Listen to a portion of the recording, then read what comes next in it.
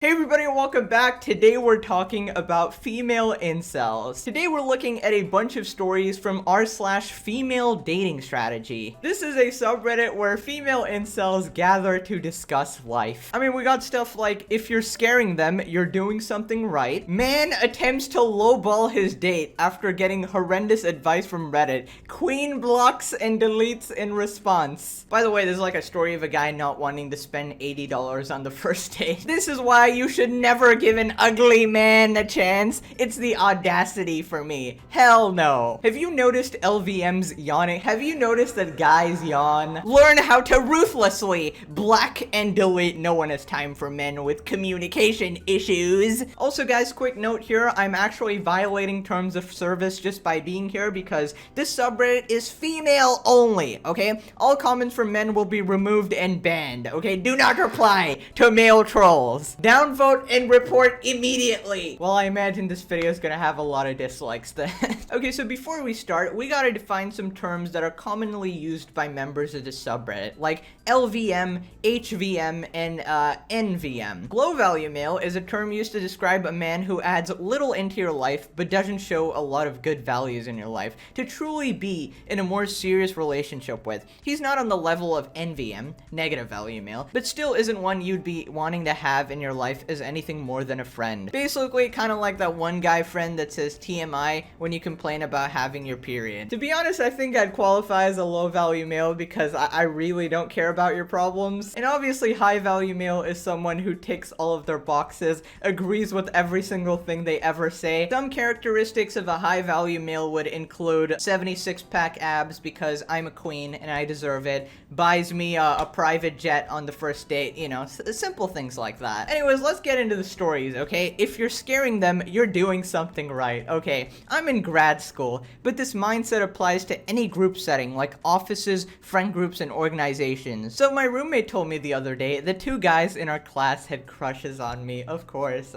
However, they were afraid of me and would never approach me. My roommate is a charitable person, and she acted as a liaison between me and these guys to check my level of interest. My roommate is friends with these guys, and I am not. The handbook, okay, they're talking about the female dating strategy handbook. Yeah, they have a list of rules and everything. It's a cult, man, I'm telling you.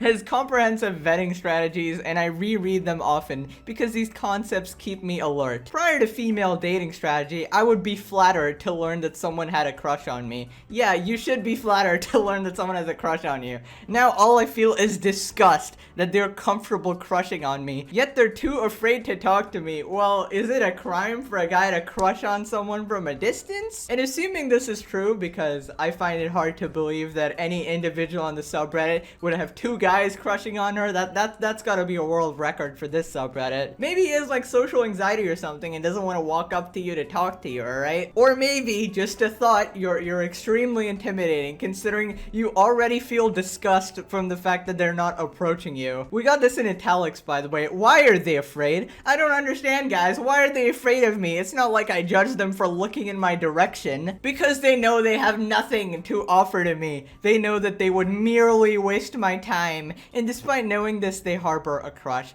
I haven't done anything to these individuals. I never speak to them. They just assume I'm a scary bee because my standards are above what they could possibly offer. Boy, bye. Okay, so let's just look at reality and what you created in your head. Reality, two guys have a crush on you and they're not approaching you because they're probably shy and they're intimidated or something like that. And then hypothetical BS you created in your head.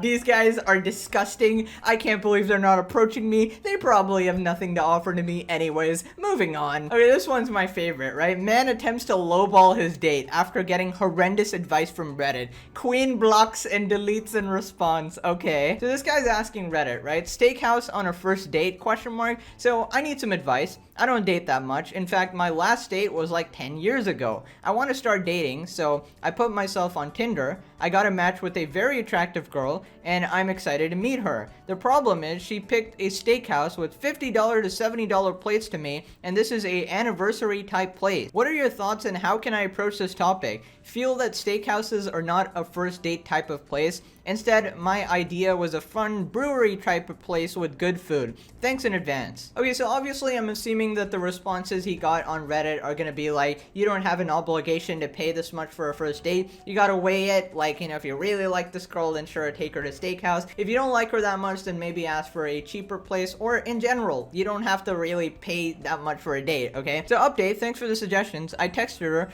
basically explained that first dates for me are like a drink or a picnic, and then she unmatched and blocked. Don't have to deal with that anymore. Thank you guys for some great suggestions here. So this seems like a pretty normal thing to do. Like, if a girl unmatches and blocks you after you don't want to take her to steakhouse, clearly she was looking for something else, or she wanted a high quality free meal or something like that. Now let's see how female dating strategy responds to this, right? This is a good example of men not knowing their place. This man scored a date with an extremely attractive woman after a decade of no such luck, and he blows it by being cheap. Now the fact that he didn't have a date for a decade is probably because of personal choice. I mean, he doesn't say that he's been trying for a decade and it has had no luck, okay? These people just kind of assume that. And let's be honest, you can be the most repulsive human being on planet Earth, and if you're looking for 10 years, you will find a date, okay? Come on. What's even more insulting is that he initially agreed to take her to the steakhouse, but then went back and tried to give her a lowball offer. Indeed, he's pretty much buying this woman because they're talking about offers here. I'm glad this queen, maybe she frequents the subreddit, lol. Yeah, that would make her the biggest queen ever, right? Knew her worth and blocked and deleted. Men always know what they're doing when they lowball you. This is why female dating strategy teaches women not to accept low effort dates in the first place. Okay, listen, I got a couple things to say here. First off, it's perfectly fine to have like some standards, right? If you want a guy to take you out to steakhouse on the first date, I mean, sure, that's your standard, but let's just say you're not gonna find many people like that, okay? Second off, if you think a guy's a low-value male for not taking a girl to a steakhouse on the first date, you're completely delusional, okay? Why would he like commit to this? Why would he spend 70 bucks on a girl he doesn't even know? Okay, we got some more funny comments, right? I recently was talking to a doctor from one of the dating apps. He asked me on a date. He wanted to go to a coffee shop. I told him I'm not drinking coffee or alcohol right now. Then he suggested to cook me dinner. I'm not going to your house when we haven't even met yet, but they were both low-value dates. I just stopped talking to him. Not worth my time. This is kind of how they brag to each other, just the amount of guys that they've blocked. So we got this person who's a female dating strategy coach, okay? Whatever the hell that is.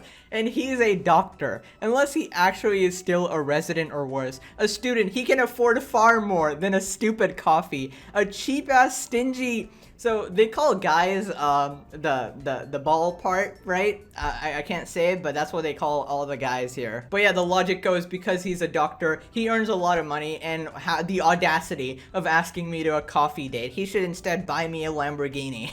Alright, I don't know how you can possibly have this title and think you're a good person, like think you're in the right. This is why you should never give an ugly man a chance. It's the audacity for me. Nah, sis. That's a nice tag. Okay, a little bit of a problem. This post is actually 5 pages long, and dear God, I don't want to bore you to death, so we're moving on. Chin up, queens. Okay, I take I miss you with a grain of salt. Those texts are always coming in at the most random times and from people who failed to cherish the time I invested in them. They send these texts in an attempt to get an emotional response from me, but I have nothing in return. I don't have time for those who only find time for me because they fail to replace the irreplaceable while searching for me and everyone they meet. You know, I'm trying to picture one of these women that I feel like they're just always foaming at the mouth, just pure rage at every single man that's ever come into contact with them. How do you live like this? My God. Okay, so this next one is really funny. Pretty much a guy is listening to a story from a girl and it's pretty boring, so he starts yawning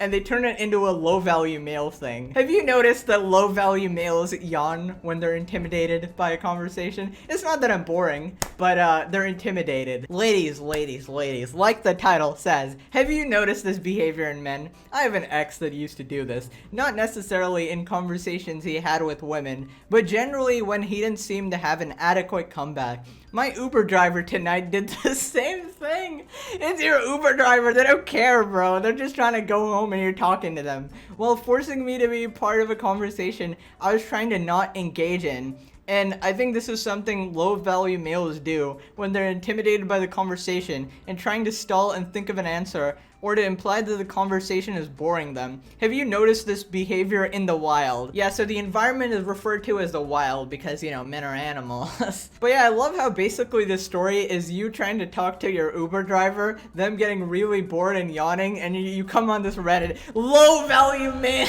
they're yawning at me. No, you're just boring. Learn how to ruthlessly block and delete. No one has time for men who have communication issues in friendships and relationships. I'm not good at dealing with people who can't communicate. That might seem harsh, but no, I won't show them how to be decent human beings. Okay, you shouldn't deal with people who don't want to communicate. I get it. You're a queen. You deserve respect. I indeed am a queen. Guys, can we smash like if I'm a queen? You deserve respect, and the person waiting days to respond isn't giving you respect. The people who can't talk about who they really are not worthy of you sharing who you are. They're seeing how far they can go disrespecting you. In friendships and relationships, be brutal in your discernment. The high value people who come into your life will show you that they're high value. You won't need a dick for that. Stop accepting excuses like being busy and not remembering. They're absolute lies. Excuses for pride and ego to take hold in a relationship. And even if you didn't remember, lol, that's what reminders are for. Plus, if a person cares about you, they won't need reminders. Last but not least, if he wanted to, he would. For that matter, if anyone wants to, they will. Now go get that life you want, queen. Okay, this is probably the least worst post. I mean, if somebody is ignoring you, sure, move on. I don't think that's something you need female dating strategy life advice for. I mean, it's pretty obvious if someone is consistently ignoring you, they clearly don't want to talk to you, or they have something going on in their lives and they don't have time for you, right? It just is what it is. You don't really need to turn it into a whole incel thing, you know? By the way, it turns out this subreddit has humor as well, okay? This one is tagged female dating strategy humor.